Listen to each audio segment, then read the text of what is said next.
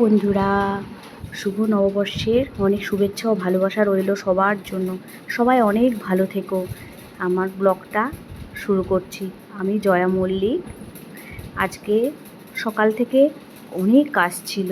আজকে সকালে পয়লা বৈশাখের দিন গঙ্গায় তেল সিঁদুর দিতে যাব।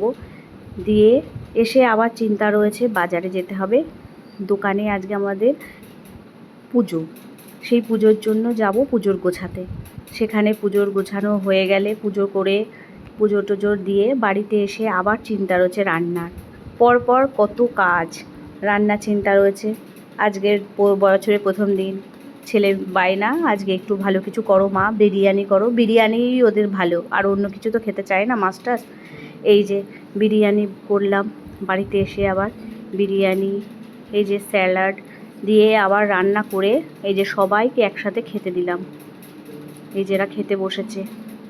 দেখো আমার ভিডিওটা কেমন হয়েছে, ভালো লাগলে